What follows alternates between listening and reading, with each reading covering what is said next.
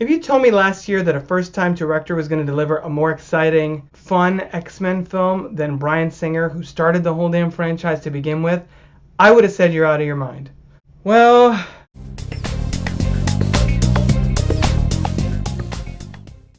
Rob from CrookedTable.com here to talk about X-Men Apocalypse. True confession, I've been a huge fan of X-Men since I was a kid. I mean, I remember sort of fantasizing about what an X-Men movie would be like, sort of writing out who would be who. I did get Patrick Stewart as Professor Charles Xavier, correct? So I've been up on this X-Men film franchise train from the very beginning. I have all of them sitting here on DVD or Blu-ray.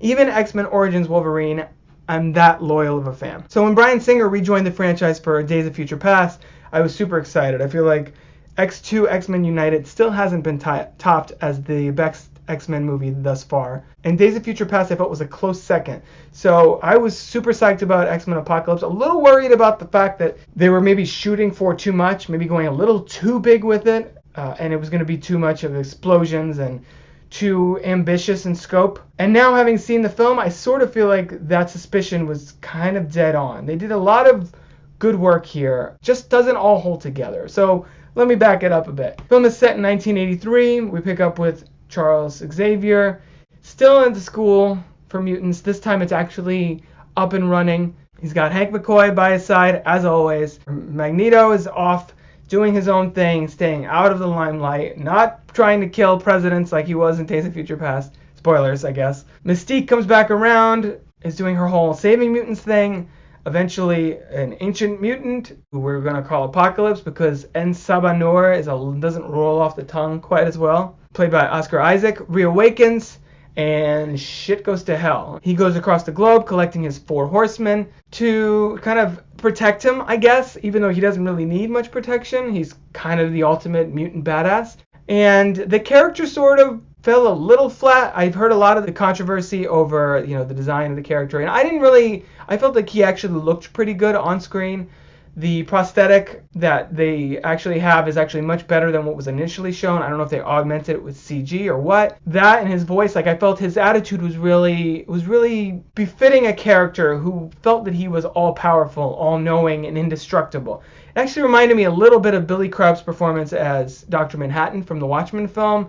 Because if you feel like you're above it all, everyone is beneath you, you're going to walk around being like, and we've been following blind leaders, with that sort of calm, authoritative tone, because, what do you have to fear? Well, no one's going to challenge you.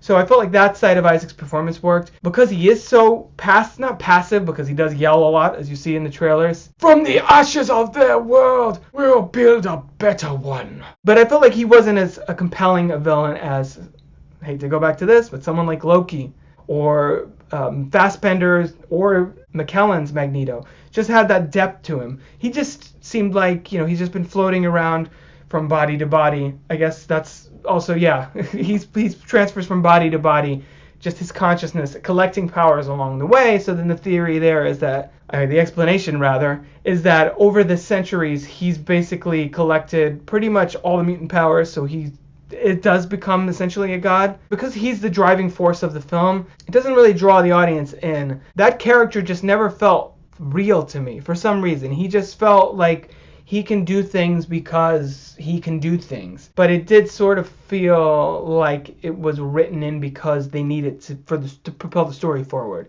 However, there's a lot of other really strong things going on here. We got Rose Byrne back, and she brings a lot to the screen. Even though her character is sort of sidelined for a lot of the film just tries to take on so much. You have Nightcrawler back in the mix, finally, after X2, with Cody Smith-McPhee. And those younger cast members aren't really given the chance to shine in this film because there's so much going on. But what they bring to the table, they bring really strong. Fassbender, as usual, nails all the emotional scenes and brings a lot of gravitas to that character. Again, he's sort of undercut, and you have to just accept that his character is in a certain emotional state and therefore making his decisions based on that. The film does really kind of serve as a conclusion of the First Class trilogy and kind of feeding right into the 2000 X-Men. Now, I know we're supposed to get another one after this that's supposed to be set in the 90s, so I don't know if we're getting this cast. It sounds like we're going to be getting this cast for the New Mutants, or some other follow-up, since the Four Horsemen really do take a back seat character-wise. Like, we don't get a lot of information on any of the other three that are not Magneto.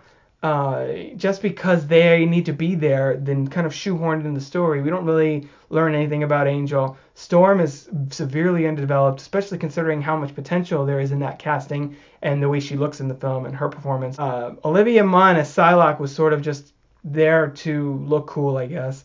Quicksilver and Mystique. One of them was the highlight, and one of them I felt like the character was turning into something that she was never meant to be. Quicksilver here probably delivers some of the most fun moments of the movie. If you remember his time in a bottle sequence from Days of Future Past, and how could you not? It had such an energy to it. And there's a similar sequence here where another pop tune is playing and he enters, and as soon as he shows up and you know what's about to go down and everything sort of time reflects the fact that you're seeing things from Quicksilver's perspective, that was a blast, and it was so fun just to see him do his thing. But again, it did sort of feel like, well, okay, this is a new version of what we saw already.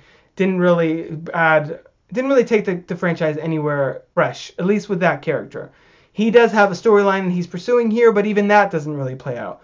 As far as Mystique, she started as a villain in the original trilogy, and then here was an ally with Professor X, and then gradually became into this gray area where she was essentially the fulcrum for the Professor. Looks like I'm dancing. For the Professor X Magneto conflict, kind of balancing both sides, and she could go either way. In this franchise, because she's played by Jennifer Lawrence and she's an Oscar winner and a huge star, she's now a hero, which makes sense because she did save President Nixon at the end of Days of Future Past. So it makes sense that the other mutants would look up to her. But here she's sort of a reluctant leader, that it doesn't really feel like it's true to that character and where she was in the last film, that she would step up in this way. It does sort of feel like it was something that Jennifer Lawrence negotiated for. It's like, all right, well, you want me back. 1, less blue makeup, please. And 2, I want to, end up being the hero and basically turn Mystique into blue Katniss Everdeen. So I had that issue with it. But that being said, there's a lot of interesting things going on in this film. Some of them work, some of them don't. There was a lot of visuals, a little too bombastic with the explosions. I guess that sort of comes with the territory when you're dealing with a guy named Apocalypse. But there's really a scene in the film, and I don't want to spoil it, that is almost self-referential and kind of pinpoints the fact that this is not the worst of the X-Men films. I'd still have to say that's probably X-Men Origins Wolverine, followed closely by X-Men The Last Stand. However, it's definitely by far the weakest of the X-Men First Class trilogy, or I guess the X-Men prequel trilogy, if we're going to go with that. Still fun. Hardcore fans will still like it a lot, but don't expect it to be anywhere near, Civil War or Days of Future Past. X-Men Apocalypse does have some really good follow-through for First Class and Days of Future Past, and does kind of tie that all together. But all things considered, for X-Men Apocalypse, I'm going to have to go 3.5 out of 5. Have you seen X-Men Apocalypse? Share your thoughts in the comment section below. Visit crookedtable.com for more videos, reviews, podcasts, and other movie-related goodies.